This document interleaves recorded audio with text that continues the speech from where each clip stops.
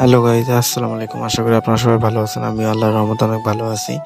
তো আমি আজকে আপনাদের সামনে আরেকটা ভিডিও নিয়ে আসলাম, সেই পিকনিকের ভিডিওই পার্ট টু বলতে ব্লগ 2। তো একদিন হঠাৎ করে আমরা বাসার আশেপাশে সবাই মিলে ভাবছিলাম যে একদিন পিকনিক করব।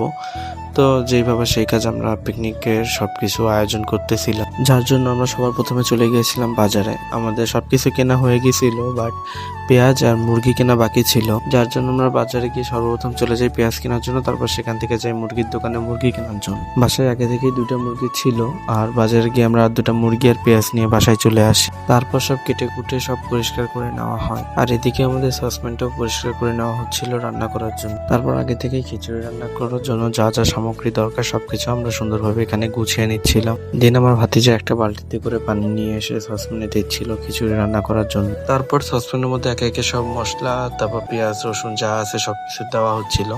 আর যে রান্না করতেছিল সে হচ্ছে আমার বড়াব্বু, সে একজন রাঁধুন। আমরা পিকনিকের প্ল্যানটা করি হঠাৎ করেই, মানে বাসা আশেপাশে কয়েকজন ছিল, তা সবাই বলতেছিল যে একসাথে একটা পিকনিক করা দরকার, তাই আমরা সবাই মিলে একসাথে পিকনিক করি। তাও আমরা সবাই মিলে 25-26 জন মিলে পিকনিকটা করি। মানুষ আরো বেশি ছিল, পরে মানুষ আরো বাড়ছে, বাসা আশেপাশে মানুষজন অনেক মানুষ হয়েছিল। তার উপর চলতেছিল ভাই মারাত্মক লেভেলে বৃষ্টি। তো এই বৃষ্টির মধ্যে একটা খিচুড়ি খাওয়ার আমেজ থাকে। তো সেই জন্য আমরা সবাই মিলে ডিসাইড করি যে আমরা খিচুড়ি দেন মুরগি মাংস এগুলোতে পিকনিক করব। তো যেভাবে সেই কাজ আমরা সবাই মিলে পিকনিক শুরু করি। আস্তে আস্তে আমাদের মানুষজন হয়ে যায় প্রায় 30-35 জনের মতো। মানে গ্রামে আমাদের আশেপাশে বাড়িঘর যেগুলো আছে সবাই মিলে একসাথে আমরা পিকনিকটা করি। তারপর আমি আর আমার আরেকটা ভাতিজা মিলে চলে যাই ডাল ধোয়ার জন্য, খিচুড়িতে দেওয়ার জন্য। আর এইদিকে আমার এই ভাতিজাটা সারাদিন শুধু মাইয়াগুলোকে কথা কয়, ওরে দায়িত্ব দেওয়া হয়েছিল মাংসটা রান্না করার জন্য। সে সারাদিন খালি মাইয়াগুলোকে কথা কয়। দিনে 24 ঘন্টার মধ্যে প্রায় 7-8 ঘন্টা সে শুধু মাইয়াগুলোকে কথা কয়। এত প্রেম করে, কিন্তু একটা প্রেমও সে টিকাবার পারে না।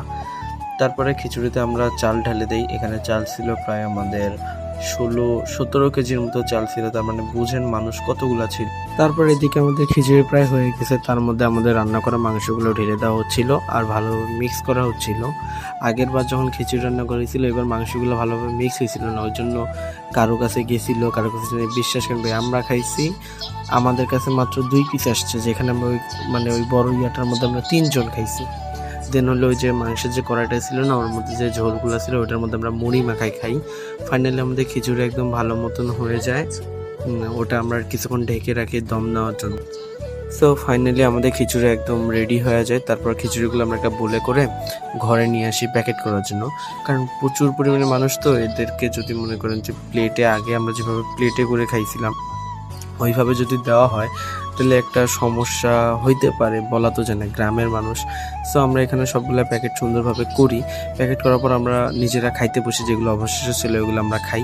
আর বিশ্বাস করেন ভাই, খিচুড়িটা মারাত্মক লেভেলের টেস্ট ছিল। তো আজকে ভিডিওটা এই পর্যন্তই। আপনারা সবাই ভালো থাকবেন আর বেশি বেশি করে লাইক কমেন্ট করুন।